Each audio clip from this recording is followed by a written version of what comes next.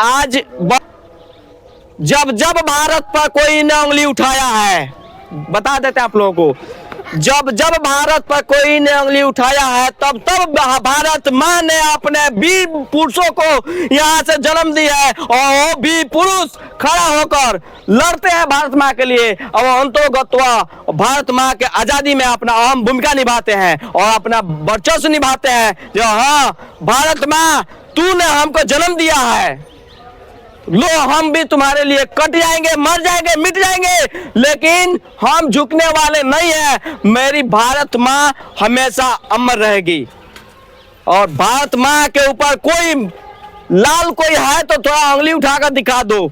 इतना दम है हमारे भारत के वीर पुरुषों में, आज भी वही है, पहले भी था, आने वाला समय में भी रहेगा। गर्व से कहिए आप लोग, हम भारत वासी है, मेरा जन्म हुआ है तो भारत में हुआ है, हम गर्वान्वित महसूस करते हैं, हम भारतवासी हैं। और यह भी बता देते हैं ईश्वर से हम अपने लिए, हम हमारे जो भी नौजवान साथी यहाँ पर, जो भी छात्र छात्राएं, बड़े बुजुर्ग, जो भी हमारे दर्शक आए हुए हैं, जो भी हमारे गार्जियन तुल आए हुए हैं, सभी के लिए इस भूमि पर, भारत माँ की भूमि पर, खुले आसमान के नीचे हम ये प्रार्थना याचना कर रहे हैं, जब जब हम लोगों का जन्म हो तब तब जन्म मेरे भारत में ही हो। मेरी भारत माँ हम सब के शीच कर, स्वस्थ रहकर बहुत बड़का उपकार किया है, जिसके लिए हम लोग तैयार हैं, मरने के लिए, मिटने के लिए, लेकिन भारत को कभी झुकने नहीं देंगे। ना झुका भारत, ना झुकेगा भारत, इसमें कोई दावा नहीं है। क्या आप लोग झुकने दीजिएगा? आज जो भी हमारे सामने दिखाइए आप लोग वीडियो में, जो भी हमारे सामने इस खुले आसमान के नीचे, ये मेरा तिरंगा के नीचे संकल्प बचा ले रहा है, मेरा भारत का भविष्य है। क्या आप लोग भविष्य है? मेरा भारत का भविष्य है। और एक एक बच्चा इसमें से कल कोई वकील बनेगा, कोई डॉक्टर बनेगा, कोई इंजीनियर बनेगा, कोई नेता बनेगा, और सब लोग के रंग जो है, जो रक्त का, जो ब्लड का, जो खून का रंग है, सबका लाल है, और लाल हमेशा खतरा का निशान होता है। और ये भी बता देते हैं खतरा का निशान इसलिए है, इसीलिए लाल खून, लाल रंग का जिक्र किया है।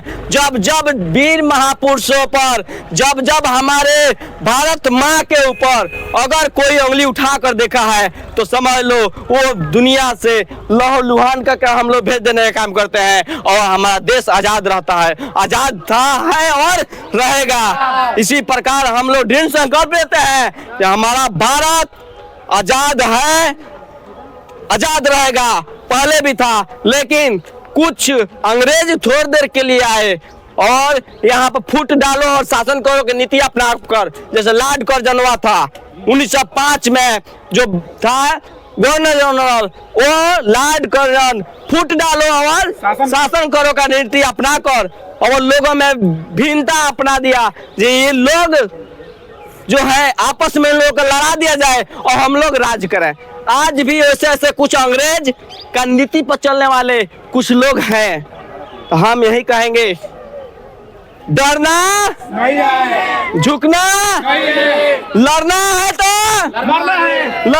लड़ना है, लेकिन भारत माँ के ऊपर कोई उंगली उठा कर देखे, हम लोग उंगली को काट कर लहूलुहान कर देंगे, लेकिन भारत माँ के ऊपर हम लोग नाच नहीं आने देंगे। क्या आप लोग तैयार हैं? दिन संकल्प लिए इस तरह से अपने आप को गौरवान्वित महसूस कीजिए, हम भारत निवासी, भारत में जन्म लिए हैं। ईश्वर से हम विनती करते हैं, जब हमारा जब जब जन्म हो तो इस भारत माँ के धरती पर हो, और भारत माँ मेरे लिए आन बान और शान है और रहेगी भी। इसलिए मित्रों, इतिहास तो बहुत लंबा चौड़ा है, भाषण तो देते रहेंगे, बहुत बड़ा कहानी है हमारे ये राष्ट्रध्वज की। राष्ट्रध्वज का जो डिजाइन तैयार किए, ये जो डिजाइन तैयार करने वाली पी वेंकैया थी, पी वेंकैया ने राष्ट्रध्वज को डिजाइन तैयार किया। ये राष्ट्रध्वज जो हम लोग फहराए हैं ना आज, इसका लंबाई और चौड़ाई 3:2 में है।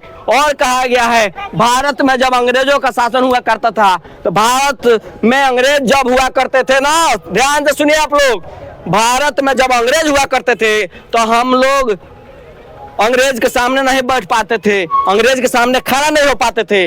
लेकिन हमारे बहुत वीर महापुरुषों ने योगदान दिए और अंग्रेज से टकरा गए और अंग्रेज के सामने बैठने के लिए एक रणनीति अपनाया और बोला कि हम लोग संगठन तैयार करेंगे। क्या करेंगे?